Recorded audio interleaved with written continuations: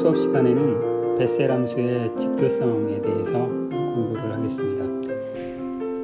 베셀 함수의 생김새가 대략 이런 식이었죠. 이 베셀 함수의 직교성을 이제 논할 때는 다른 우리 앞에서 배웠던 함수와는 좀 달리 사실 베셀 함수가 0이 되는 이런 지점이 이제 중요한 역할을 해요. 그래서 각각 이제 이름을 붙이는데 뭐 첫 번째 근, 그러니까 0을 제외하고 첫 번째 근, 뭐 두 번째 근, 세 번째 근 뭐 이런 식으로 쓰기도 하고요. 아니면 알파 1, 알파 2, 알파 3 뭐 이렇게 쓰기도 하고요. 아니면 제일 일반적으로는 알파 P1, 알파 P2 이렇게 쓰기도 해요. 이제 P는 이제 몇 번째 베셀 함수냐 이제 그걸 뜻하는 거겠죠. 그래서 이제 어떤 함수가 0이 되는 그 지점을 우리가 근이라고 부르고 제로라고 불러요.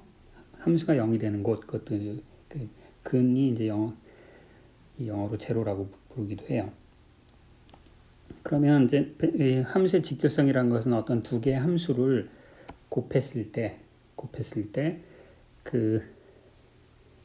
곱해서 적분한 것이 0이 되느냐 안 되느냐 이제 그런 걸 가지고 따지는 거죠. 그런데 여기서 베셀 함수는 이제 우리가 직교성을 따질 때 어떤 함수들을 곱할 거냐면 p 값은 공유하는 채로 이제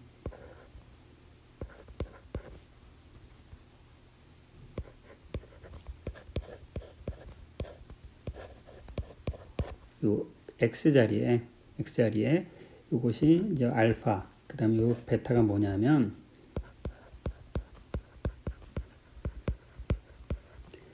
그 JP가 0이 되는 그 근의 위치를 가지고 이렇게 그럼 이제 함수를 무한히 많이 있겠죠. 여기 근이 그림에는 3개 그렸지만 저 끝까지 계속 이어질 테니까 이제 이런 함수들을 가지고 우리가 근을 논해요. 자, 그러면 우리가 베셀 함수는 어떤 미분 방정식을 만족했냐면, 자, JPX라고 하는 거는 어떤 미분 방정식으로부터 나왔냐면,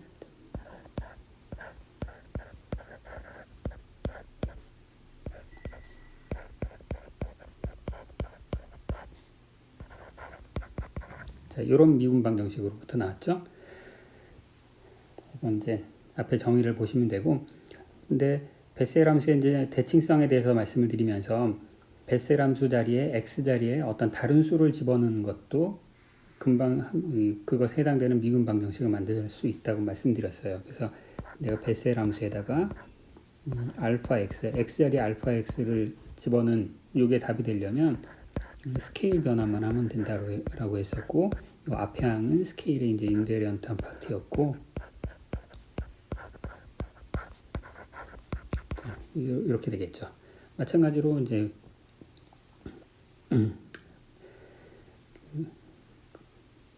알파 대신에 이제 베타를 갖는 것도 이제 마찬가지고요.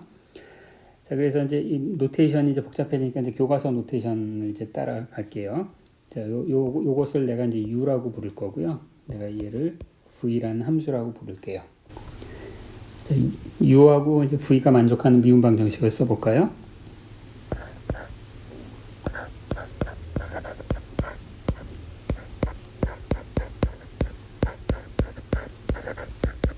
자, 이게 u가 만족하는 식이고요. 여기 알파를 썼어야죠.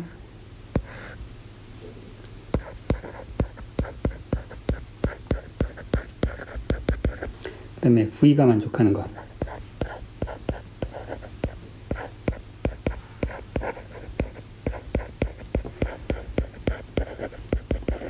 자, 이렇게 되는데, 자, 이제 여기를 어떻게 할 거냐면, 이제 이 양변에다가는 제가 x분의 v를 곱할 거고요. 여기 양변에는 x분의 u를 곱할 거예요. 그렇게 곱한 다음에 전체를 빼봅시다. 전체를 빼볼 거예요. 자, 그러면은 이제 앞에 x는 이제 사라지고요. v 곱하기 x u 미분 그 다음에 u x 이렇게 되고요. 그 다음에 이제 알파와 베타에 관련된 거는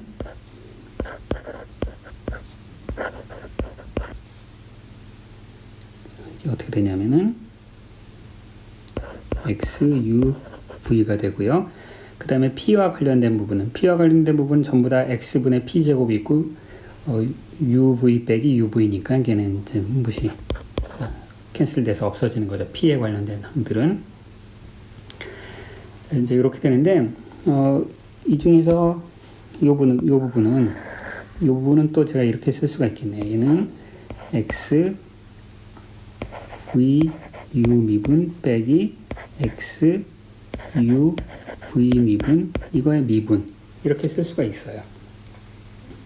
자, 이렇게 쓴 건 마치 이제 이 v를 이제 요 미분 속으로 집어넣고 u를 미분 속으로 집어넣은 것처럼 보이는데 원래 그렇게 하면 안 되죠. 왜냐하면은 미분 속으로 들어가면 이제 곱의 함수 미분법에 의해서 미분이 하나 더 생기는데 v가 들어가면서 생기는 미분이 x 곱하기 u 미분 v 미분 그 다음에 u가 들어가면서 생기는 미분이 x 곱하기 u 미분 v 미분 그러니까 양쪽이 캔슬이 되네요. 그렇죠? 요 빼기가 있기 때문에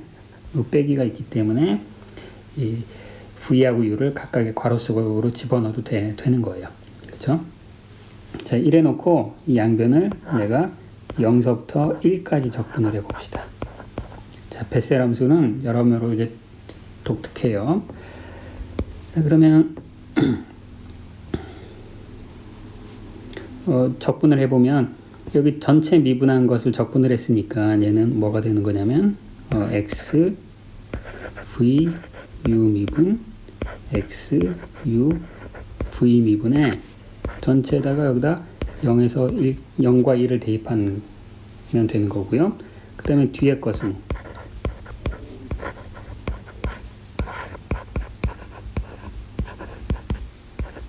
자, 이렇게 되죠. 그렇죠? 자, 그러면 여기서 0을 대입해야 되잖아요. 0을 대입하는 거는 요것 때문에 0이 돼요. x 때문에 여기 x가 있으니까 0이 돼요. 그렇죠? 무시해도 돼요. 그 다음에 여기 이제 1을 대입하는 건 v 때문에 0이 돼요. 그 다음에 이쪽은 u 때문에 0이 돼요. 왜 그렇죠? u하고 v라고 하는 것이 여기 정의된 대로 베셀 함수잖아요. 근데 x에다 1을 대입하면 jp 알파, jp 베타가 되는데 알파하고 베타가 뭐라고 했냐면 베셀 함수의 근이라고 처음부터 세팅을 했었잖아요. 그렇죠? 따라서 이 적분에서 양극한에서 나오는 이런 애들은 다 없어지고 결국 남는 건 뭐가 되냐면 자, 남는 건 여기 전체 0을 뺐네요. 결국 남는 거는 우리 0에서부터 1까지 누구를 곱했냐면 x의 도로 이제 베셀 함수를 바꿔치기 하고 jp 똑같은 p를 갖는 건데 단지 요거 앞에다가 이것이 0이 된다. 자, 이걸 우리가 얻은 거예요. 그렇죠? 자, 그러면 만약에 이 적분값과 이거를 이제 곱한 건데 만약에 서로 근이 다르면 어떻게 될까요? 서로 다른 두 개의 근을 가지고 베셀 함수, 그러니까 이 x자리에 알파 x, x자리에 베타 x 곱했는 얘기는 이제 베셀 함수를 축소 복사한 거죠. x축 방향으로. 그러니까 1이 항상 근이 되도록. 근데 이제 축소 배열을 달리했어요. 달리하면 그러면 어떻게 된다? 그 앞에 이제 알파 제곱 빼기 베타 제곱이 0이 아니니까 얘는 어떻게 되는 거야? 이게 0이 돼야 되는 거죠. 그렇죠?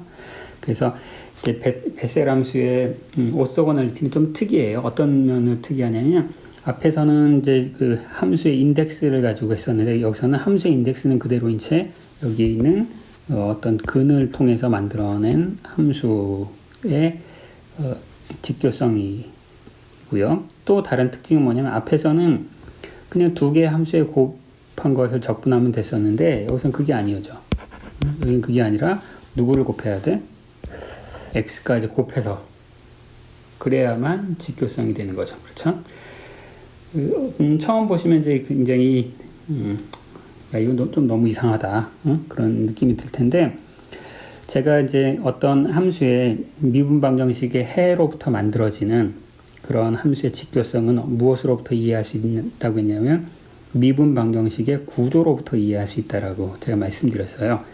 그래서 미분 방정식의 구조라고 하는 건 뭐냐면 그 미분 방정식을 내가 아이겐밸류 이퀘이션으로 바라볼 수가 있고 아이겐밸류 이퀘이션으로 바라봤을 때 그 미분 방정식이 소위 그 미분 오퍼레이터가 셀프 어조인트면 그러면 서로 다른 아이겐밸류를 갖는 그런 함수들은 서로 직교한다. 이게 이제 아주 일반적인 그런 이론이라고 했어요. 그러면 베셀 함수 미분 방정식으로 와서 지금 여기 있죠. 자, 여기 베셀 함수의 미분 방정식인데 이거는 뭔가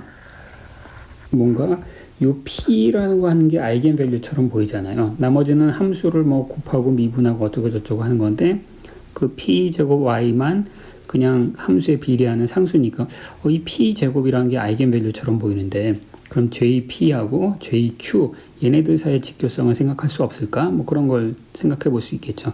자, 여러분 어떻게 될까요? 예를 들어서 j1 곱하기 j2를 모든 x에 대해서 다 적분하라. 그럼 뭐가 될까요? 거기에 직교성이 있을까요? 자, 여러분이 한번 울프람 알파나 이런 걸 한번 테스트 해보세요. j1과 j2의 직교성을. 자, 그런데 적분을 해보기 전에 걔네들 사이에는 직교성이라는 게 존재하지 않는다라는 것을 여러분이 보일 수 있어요. 왜냐하면 좀 넘겨서 얘기할까요? 자, 베셀 함수의 미분 방정식을 다시 한번 여기다 써봅시다. 이제 xy 미분 더하기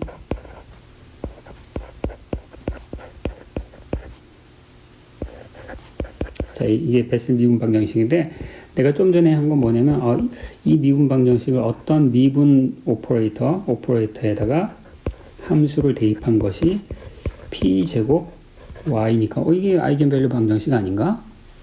자, 그러면 이렇게 되려면 이 미분 오퍼레이터 이 연산자가 뭐가 돼야 돼요? 연산자는 이제 여기하고 여기 있는 걸 다 모아놔야 되겠죠? 그러면 앞에 거는 함수를 어떤 식으로 하라고 했냐면 제일 처음에 그 함수를 미분하고 그 다음에 x를 곱하고 그 다음에 걔네들을 또 통째로 미분하고 그렇죠? 그 다음에 x를 곱하라 이거죠.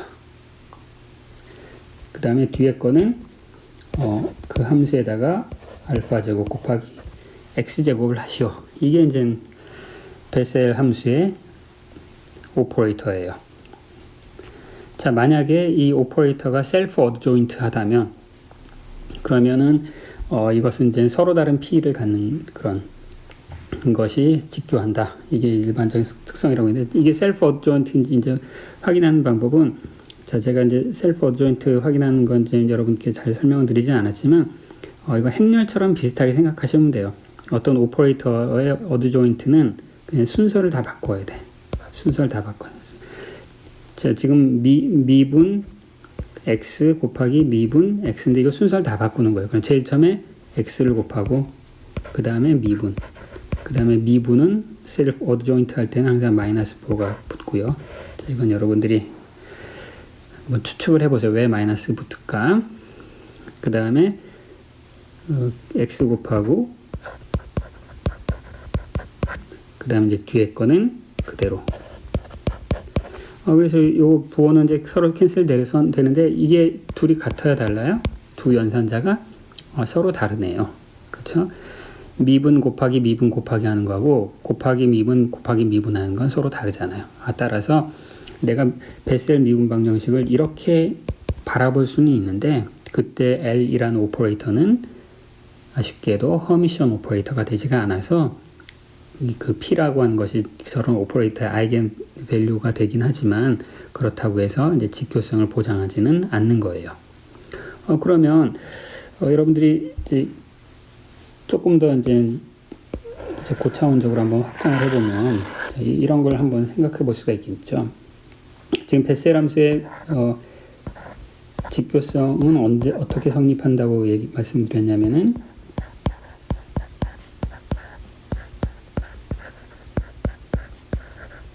자, 이렇게 성립한다고 말씀드렸죠. 그러면 이것은 이렇게 쓸게요. 얘는 0이야. 알파와 베타가 다르면. 그렇죠? 그 다음에 지금 이제 조금 이따 연습 문제를 풀면서 이제 설명을 드릴 텐데요. 만약에 두 개가 같을 때에는 어떻게 되느냐? 이걸 우리가 노멀리제이션 컨디션이라고 부르죠. 둘이 같으면은 얘는 이렇게 돼요. 그 점에서의 도함수 미분값의 전체가 되고, 그 다음에 이제 이 정도까지 얘기할게요. 요거 이제 좀 이따 이제 볼 거예요. 만약에 그러면 내가 그럼 이러한 그러니까 왜 베셀 함수에서는 왜 알파하고 베타라고 하는 게 중요하고 그 다음에 이 앞에 x가 왜 곱해져 있을까? 그러면 이제 이렇게 추측해 볼 수 있겠죠. 내가 아까 이제 베셀 함수는 y라는 함수에 대한 미분 방정식이었는데 내가 어떤 z라는 함수인데 얘는 루트 x 곱하기 y라는 이런 함수가 만족하는 미분 방정식을 찾아볼 수 있겠죠. 이제 여기 베셀 함수의 미분 방정식이 이렇게 있는데 내가 얘를 y 자리에 루트 x분의 z를 집어넣는 거예요. 그렇죠? 그러면 저 미분 방식 열심히 막 변형을 해보면 이제 이런 어쩌고 저쩌고 z라는 함수에 대한 어떤 미분 방정식이 되겠죠.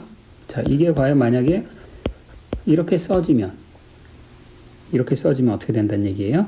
그리고 이 연산자가 셀프 어드 조인트라면 이 알파라고 하는 게 아이겐 밸류의 역할을 하는구나. 그리고 왜 루트 x가 곱해졌구나. 이제 그걸 짐작하실 수가 있겠죠. 여러분들이 한번 이걸 직접 계산을 해보세요. 내가 y를 루트 x분의 z로 치환을 한 다음에 저 베셀 미분 방정식이 z라는 함수에 대해서는 어떻게 쓰여지나 열심히 잘 해보시면 앞에 있는 노멀리제이션이 왜 하필이면 이런 꼴이 되어야 되는가 그걸 여러분들이 확인하실 수 있어요. 자, 오케이. 그럼 이제 이게 이제 진도에 나오는 파트인데 이걸 이제 조금 몇 가지 이제 확장하는 논의를 조금 이제 할 거고요. 그래서 어떻게 확장을 하냐면 지금은 오소거널리티를 이제 0에서 1 구간에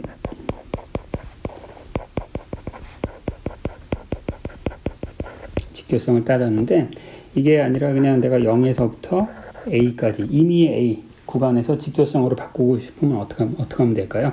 그럼 이 직교성에 들어가는 이제 베셀 함수는 항상 그 구간의 끝점에서 특히 요 마지막 점, 요 구간의 마지막 점에서 함수값이 0이 돼야 되는 거죠. 자, 그렇게 만들 수가 있죠. 어떻게 하냐면 앞에 x를 내가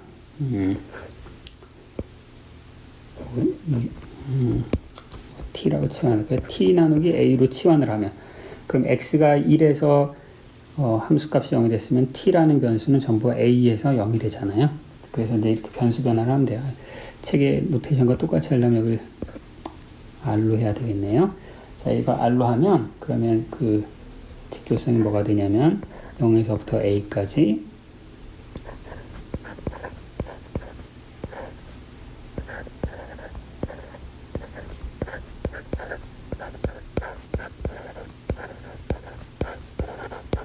자, 얘를 접근하면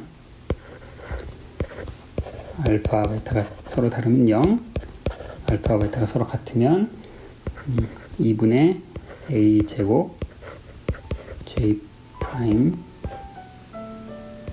알파 요거의 전체 제곱. 네, 이렇게 된다고 여러분들이 바로 앞에 썼던 표현을 치환적분으로 바꿔 쓰기만 하면 이제 이걸 여러분들이 보실 수 있어요. 이렇게. 그러면서 이제 아까 말씀드렸던 그런 노멀리제이션은 왜 그렇게 되는지 이제 그거 한번 확인해 봅시다. 이 노멀리제이션이 어디서 나오는가? 자, 그건 이제 연습 문제에 나오는 내용인데요.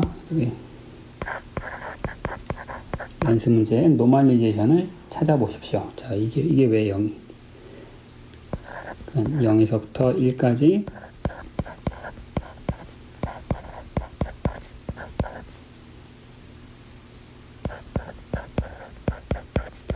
자, 이 값을 구해보라 이거예요. 자, 그럼 이제 실제로 베셀 함수를 집어넣어서 열심히 해볼 수도 있는데 책에서 아주 재미있는 아이디어를 내고 있어요. 자, 요걸 계산할 때 이렇게 계산을 해보라는 거예요. 리미트 그러니까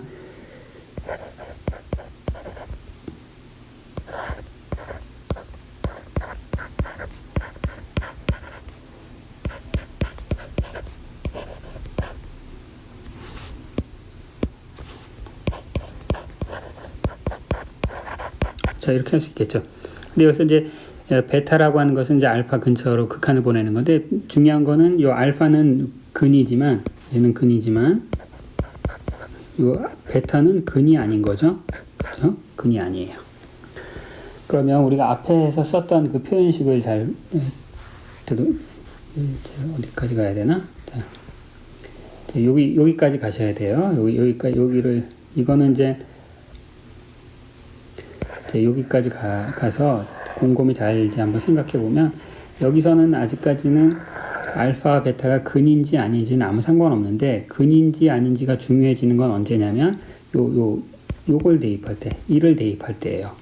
1을 대입할 때 이게 근이니까 여기 이제 빨간색으로 표시한 U하고 여기 빨간색으로 제가 표시했던 여기 0이 되고 여기 0이 된다, 그런 거였잖아요.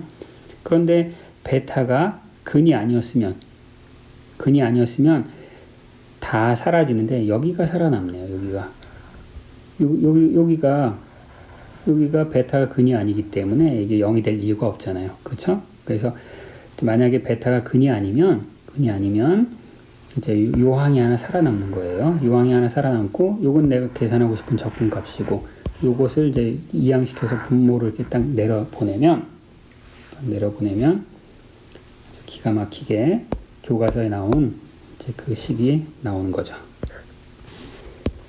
자, 제가 아주 친절하게 이렇게 적어드리진 않았어요, 그렇죠? 여러분들이 한번 식을 가지고 이제 지지고 볶고 해보시면 이제 아실 수 있겠죠?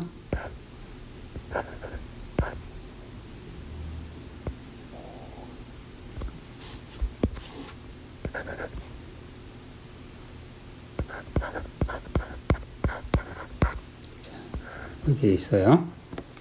그 앞에 이제 극한이 있어야 되겠죠. 베타가 알파로 간다. 그럼 이제 이 극한은 베타가 알파로 가면 분모도 0이 되죠.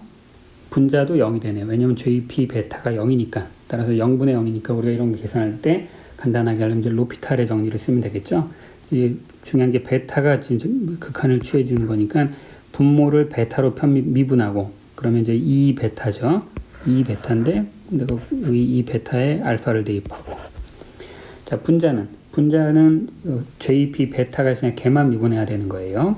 그럼 이제 걔를 미분하면 얘는 알파 JP 미분 베타인데 베타가 알파로 가고 있으니까 알파. 근데 그 뒤에 하나 더 있죠.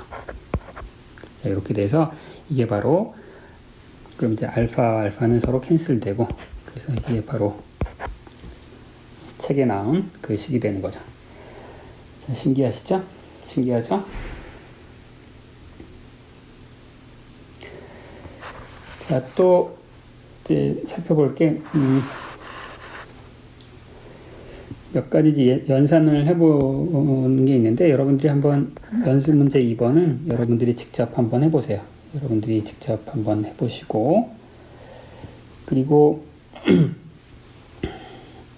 연습 문제 3번은 이제 스페리컬 베셀 펑션에 대해서 오소고널리티를 한번 생각 조사해 보시오. 이건데 이제 스페리컬 베셀 펑션은 뭐였어요?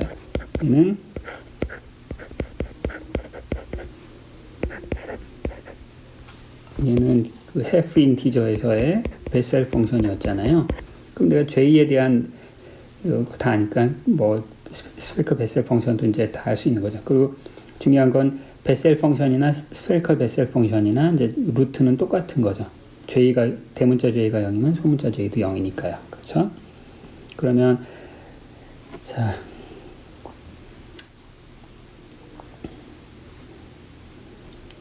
그러니까 x 곱하기 대문자 J인데 대문자 J는 소문자 J 곱하기 루트 파이분의 2x가 있는 거잖아요. 그래서 이제 얘는 파이분의 2 0분의 1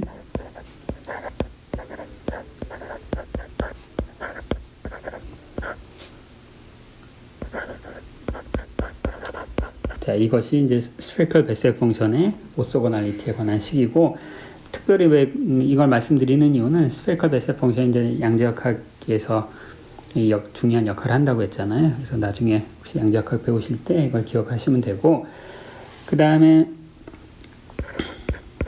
이제 연습 문제 4번 보면 굉장히 이제 뜬금없는 것 같은 그런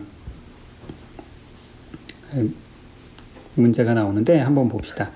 JP 자 이걸 풀어봅시다. 이거 방정식이죠. 이걸 이제 풀면 이제 방정식 근이 딱 나오는 게 x는 뭐 알파, 베타 뭐 무슨이 나올 텐데 여러분들이 2차 방정식 같은 것도 풀어보면 어떤 경우에는 실근이 나오고 어떤 경우에는 허근이 나오죠. 그렇죠? 그래서 지금 우리가 이제 실수만 생각해서 앞에 그래프를 그렸지만 일반적으로 x가 이제 복소수도 될 수 있을 거란 말이죠. 자, 근데 이제 문제 4번은 뭐냐면 이 베셀 펑션의 제로는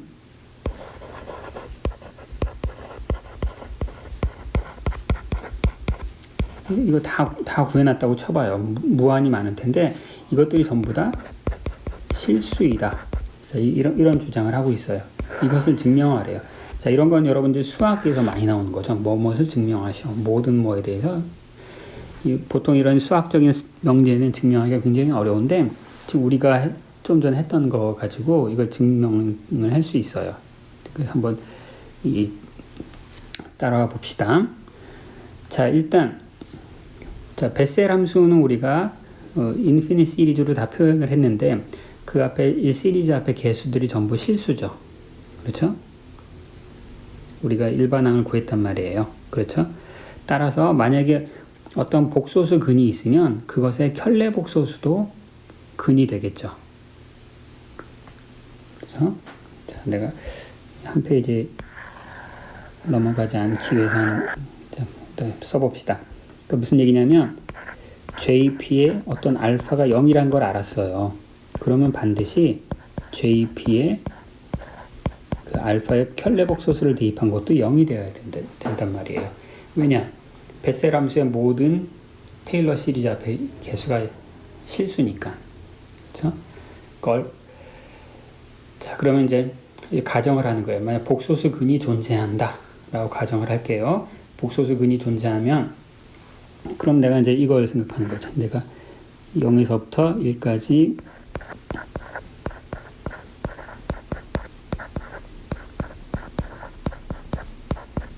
자, 요걸 생각하는 거예요.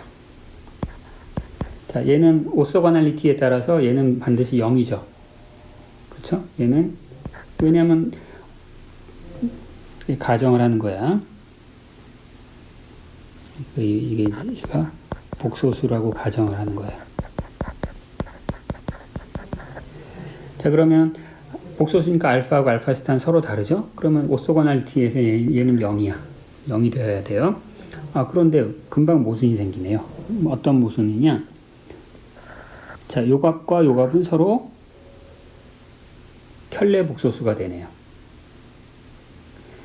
개수가 실수인 그런 다항식에 알파 x를 대입한 거나 알파 스타 x를 대입하면 그 서로 켤레 복소수가 되잖아요. x는 0과 1 사이의 실수고, 따라서 요거는 다름 아닌 이 적분은 뭐냐면 0서부터 1까지 x jp 알파 x 절대값의 제곱.